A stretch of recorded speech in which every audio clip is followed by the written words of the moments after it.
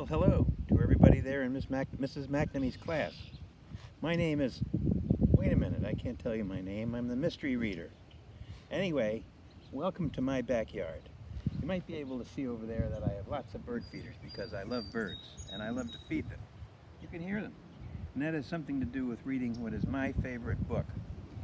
It's about birds, even though the name of it is Those Darn Squirrels.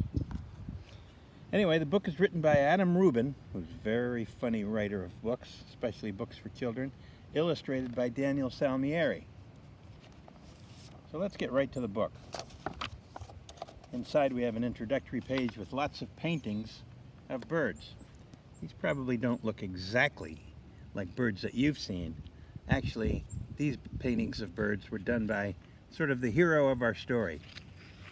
And we'll get to him right now.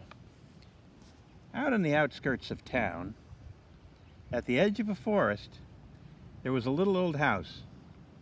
The only thing older than that little house was the man who lived in it, and his name was Old Man Fuquire.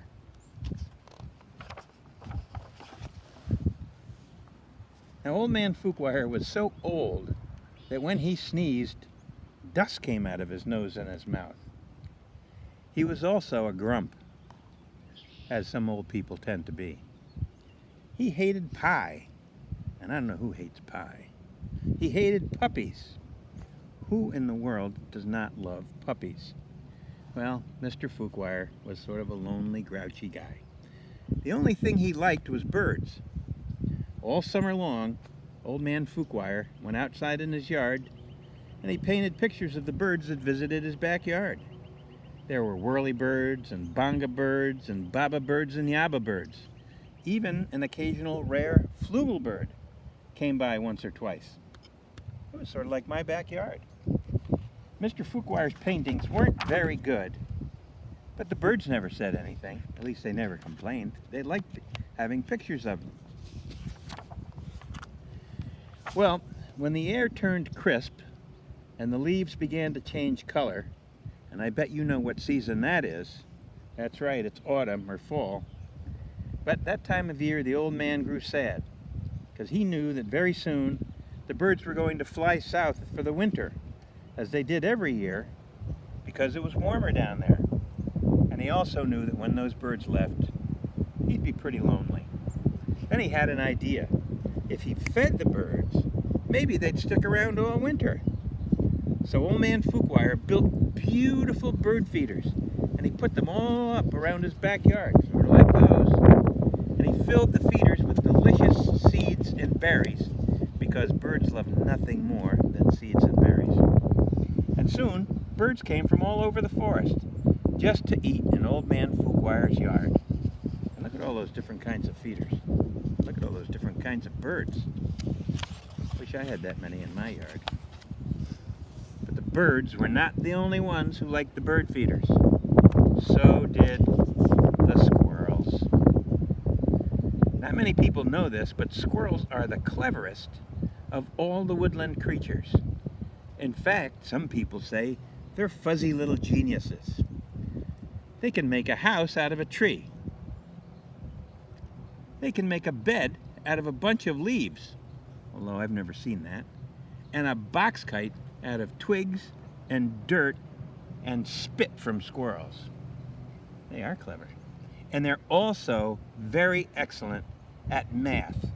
Down here you can see them using an old abacus to do their addition and subtraction. They are pretty clever.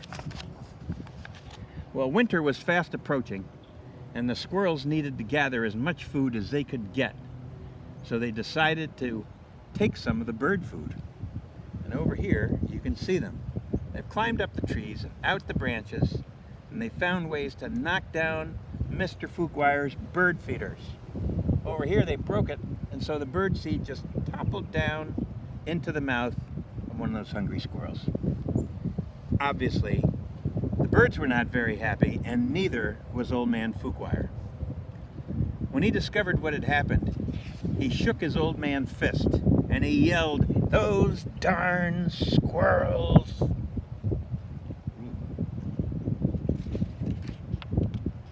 You can see the birds are just as angry as Mr. Fuquire is. Well, he went out and got up on the ladder and he filled up the feeders again. But this time, he hung them from a clothesline between two poles. He thought, this ought to trick them. He went back inside and he was confident that the squirrels would no longer be able to get to those seeds and berries. Well, wrong again, Mr. Fuquire. The squirrels were determined.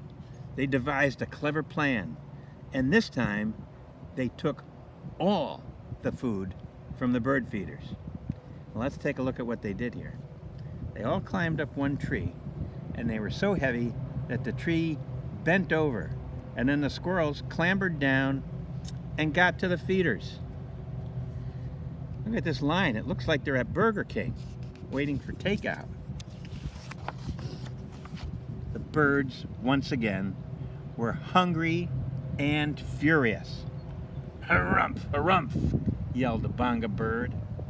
Oh, darn squirrels, yelled old man Fuquire. And the squirrels filled up their tummies and just said, yum. Now it was old man Fuquire's turn to devise a plan. He went to the general store to get supplies. He bought lasers, although I don't see one here. He bought clamps. He bought wires and springs and a video camera, security camera, so he could keep an eye on the squirrels out there. Everything. And he set up a veritable fortress around the bird feeders. Look at these things he has. If the squirrels touch these cans, they're going to ring and Mr. Fuquire will know they're coming. He built a moat. You know what a moat is?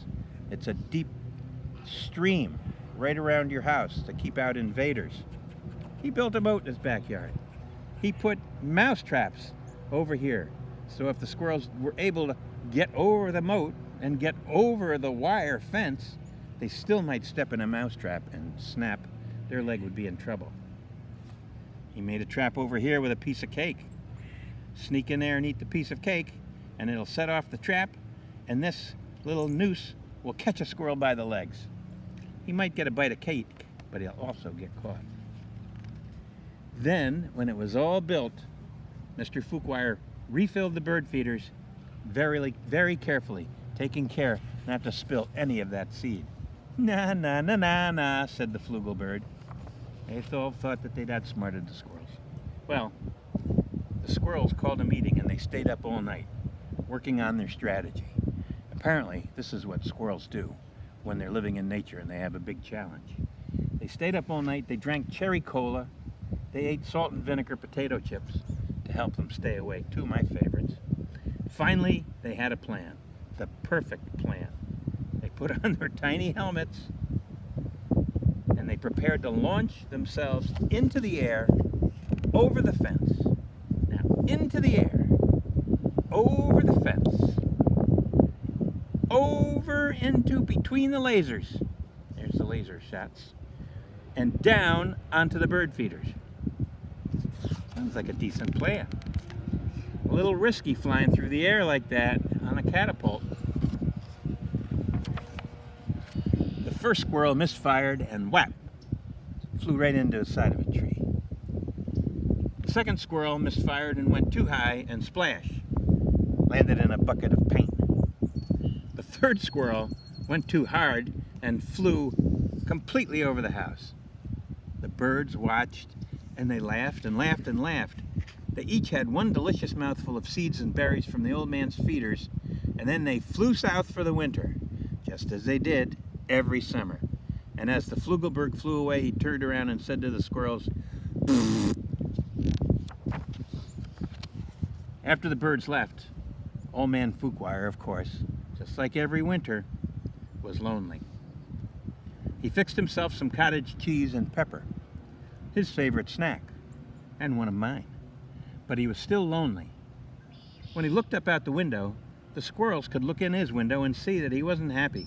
"Go away," shouted the old man. "I don't like you squirrels." The squirrels were curious, and I'm sure they knew why he didn't like them.